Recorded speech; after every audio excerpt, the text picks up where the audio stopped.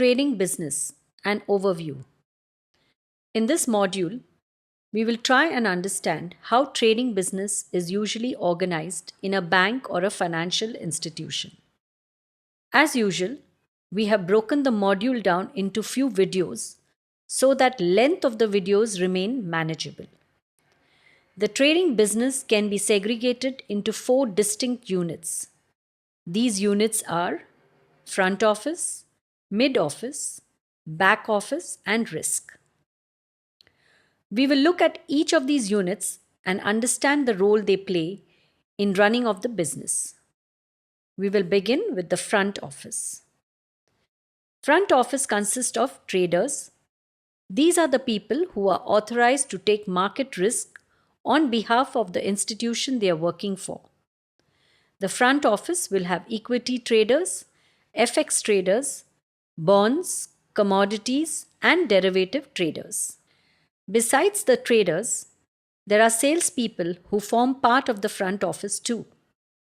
Salespeople are in constant touch with clients and inform them about the markets. They also understand what financial market trades their client want to do, and they help them in executing such trades. Salespeople deal with client on one hand and deal with traders on the other hand. Salespeople get orders from the client and execute those orders by doing opposite trade with the traders. For instance, a client wants to buy 100 million USD JPY spot at 98.45. The salesperson will take the order and buy 100 million USD JPY from the USD JPY spot trader from the trading desk.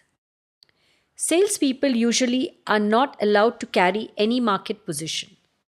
They must take client order on one hand and immediately do an offsetting trade with the trading desk. In today's world, there are e-trading platforms. They also act as sales channels, especially for small size trades. Salesperson must also ensure that they have the authority to deal with the client. All required legal agreements and documentation are in place, and the bank is okay to take credit risk on the client. We will understand about credit risk little later in this video.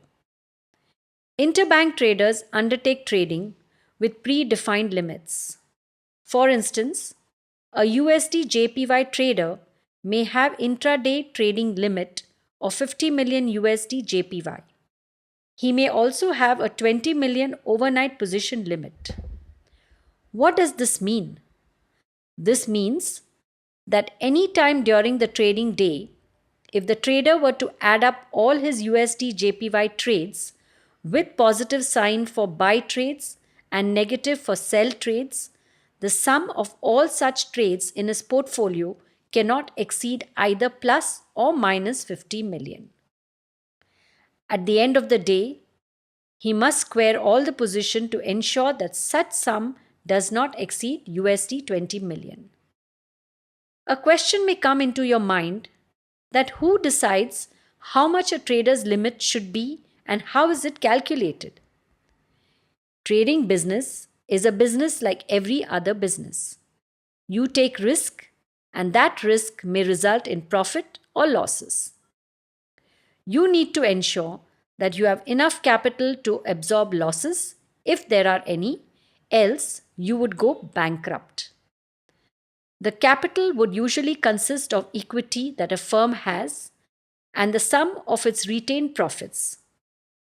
We will not get very technical here and work with simple, digestible ideas and concepts.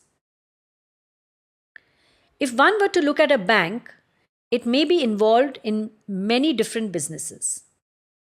A typical bank will have a retail banking unit which would accept deposits from and gives loan to retail clients. It would have a corporate banking unit that deals with corporates. Units like trade finance, financial markets, etc.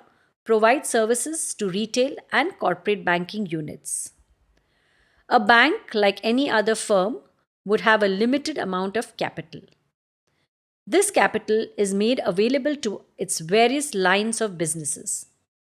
Financial markets, being one such line of business, would get certain part of this capital too. Within financial markets, there are many different type of trading activities.